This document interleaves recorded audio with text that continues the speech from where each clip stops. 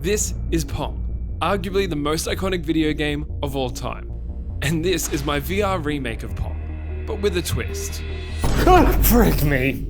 Yep, I turned Pong into an absolutely terrifying VR game. But why? Well, I'm glad you asked. See, I'm a self-proclaimed jack of all trades. You know, someone who's always learning a new skill set, like VR game development, which until a few weeks ago, I had zero experience in. But that didn't stop me from somehow completing my very first VR game.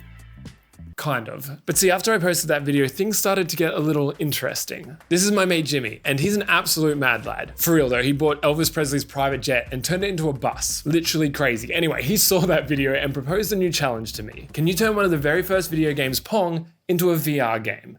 To which I replied, easy peasy. And you know what? I'll do you one better. I'm gonna turn this 50-year-old classic into a VR horror game. Which now that I think about it is kind of dumb, because I hate horror games. Frick. Well, there's no turning back, so let's do this. And let's start by building Pong from scratch, following tutorials on YouTube, because as you know, This is fresh for me, so we'll see how this goes. So first up, I started to build a basic outline of Pong inside of Unity. I'm the kind of guy who wants to full send it into building the environment and adding lighting, but before I spend hours on that, I should make sure that I can actually build this thing. So this basic layout should be enough to get started. Next up, I added the very important ball. I'm not entirely sure how to make this thing move, but what I do know is it's going to require some coding. Yep, my game engine of choice, Unity, has already crashed. I tried a bunch of fixes, but I think the project was corrupt already, so I started everything from scratch.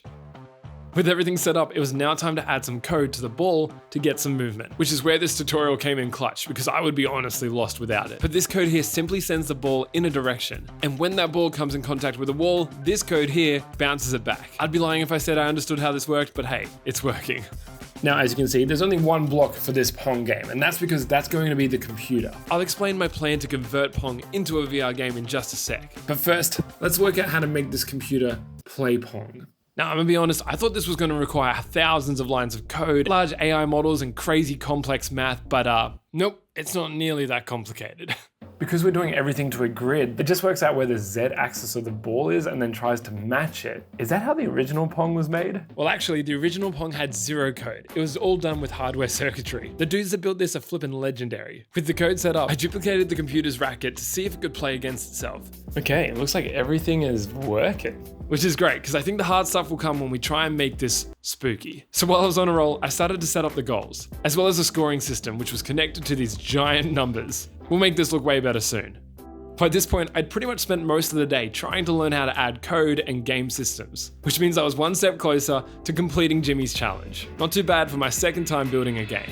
But then I made a critical error. I think I messed up.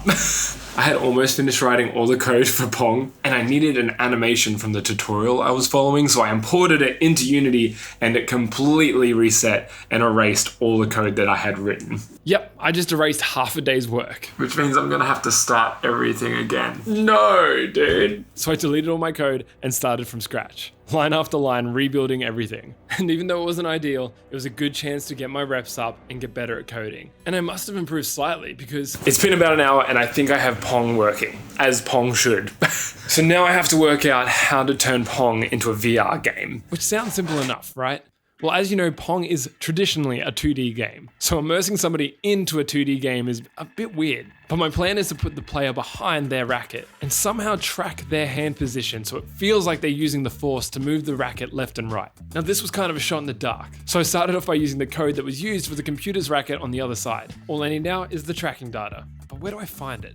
Tracking space. Yep, that sounds like what I'm looking for. So I connected that data to the code on the racket, and that seemed to work pretty well. Before I gave it a go in VR though, I added a simple start button and coded it to start the game. Have I successfully turned Pong into a VR game? Wait a second. No way, it's kind of working. So let's see if I can actually play a game. Oh, here we go. Holy dooly. It's freaking happening. It may not look good, but technically Pong was running in VR. That there is the face of a very satisfied man. But that sounds weird, that's not what I meant. That is so freaking dope. And of course, I had to give my wife Chelsea a go. And even though the mechanics are pretty much working, I knew I had a long way to go. So, what do I need to do next? Whoa. Yeah, the reality of how big this project could be started to set in. But if I was going to complete Jimmy's challenge, I had to take this one step at a time. It was time to turn Pong into a horror game. And the first thing on the list is to build the environment, which is what I've been waiting for this whole friggin' time. Let's go. I'm not very good at building that stuff, but considering this game is so simple, I think we can just find like a pre-made asset. So let's search horror. Oi, whoa, that's a full-on thing. That's a lot though. These assets were sick, but way too overkill. And like I learned the hard way in my previous attempt of making a VR game, I need to find something that's not that very resource intensive because the quest will explode and we don't need that. But that makes things a little tricky because I'm looking for something that's quite simple, but still has a lot of character. But then I stumbled across this. Okay. Wait a second, this could be kind of dope. We're doing it. We're creating ping pong as a backrooms game.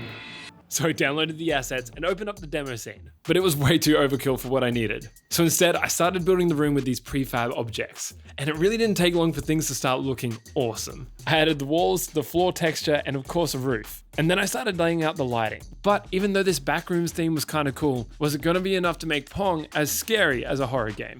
I guess there's only one way to find out. This looks freaking sick. Let's start. Oh, here we go.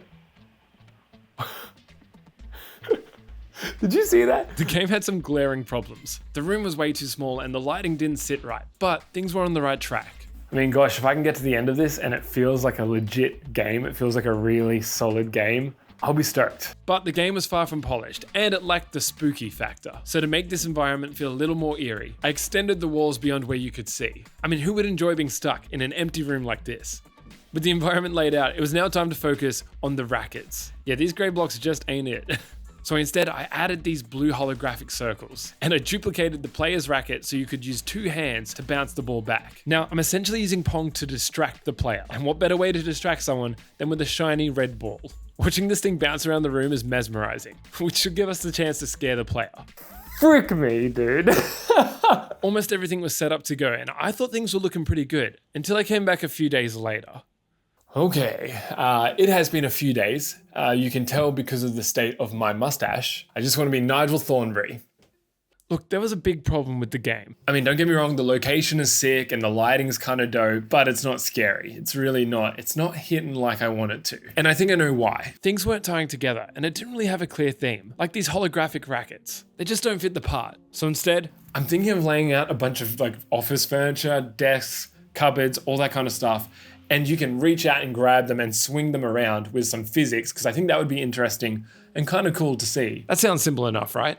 Well, after a few hours of trying to build this mechanic, things weren't looking good. And I can't for the life of me work out how to do it. Frick. Maybe I'm trying to overcomplicate this thing. So instead, I'm going back to what I had before, which was just kind of like a block, but let's add a little spice to it to kind of make it tie into the scene. So I used this awesome looking desk, but something else needed to change. I think the big thing that's missing right now is the lighting. I don't think the lighting's that great. So I full sent it into redoing all the lighting and working out how to control each light individually. But after messing around with it for too long, I realized I could just turn on and off the light object. And to make it more spooky, I added a timer that would randomly turn them on and off. And I also found these great sound effects that made things way worse. And if we got the player used to this happening, we could then surprise them out of nowhere with a jump scare, which means there's only one thing left to do. This has been a mammoth, and I'm still not sure if it's scary enough to be classed as a horror game, but there's still one thing we can add that will really bring it all together, that can really bring all the elements together. And that's a jump scare. So I found this character model and imported it into Unity. It's a little bit corny, but I think in the dark, it'll be kind of hectic. I don't know if it's gonna work, man. I don't know if it's enough to call it like a horror game, but I know that I'm like a little bit stressed out about trying it. So I finished up a few final touches and loaded the game onto my Quest. I don't really know why I'm so nervous about this right now. I built the game. I should know exactly what's coming. But after many days of learning and building this VR game, is everything I've made enough to truly turn Pong into a horror game? Okay, here we go. Oh my gosh, the ball is fast. Oh my word. Look, it's not perfect, but this is kind of wild.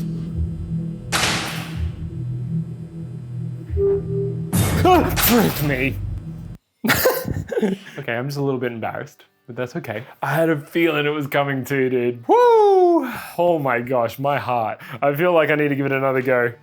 I'm not gonna jump this time. I'm not gonna jump this time. Yeah, as you can tell, I'm not really one for horror games, and I don't think you can even count this as a horror game. But after a few days of wondering why the heck I was making this, I was pretty dang stoked it came together. That looks so good on the wall there. Oh my gosh. Sound effects work wonders. He's coming. I know he's coming at any time. A simple challenge from a mate turned into something I was kind of proud of. Oh my gosh. The more it leaves it, the worse it gets.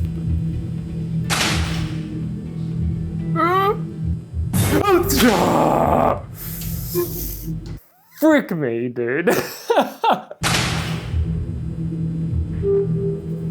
Okay, I'm done. I can't do that anymore. That's messing me up. Holy smokes, dude. The crazy part is I know exactly what's coming. Like, I know exactly what's about to happen, but the timing is so, Look, it's not nearly polished enough to like actually publish it and let you guys play it. But hey, if enough people want to give it a go, I'll try and like tidy it up and make it like a legit little game. But There it is, Jimmy. You may have turned Elvis Presley's jet into a bus, but I almost pooped myself playing Pong.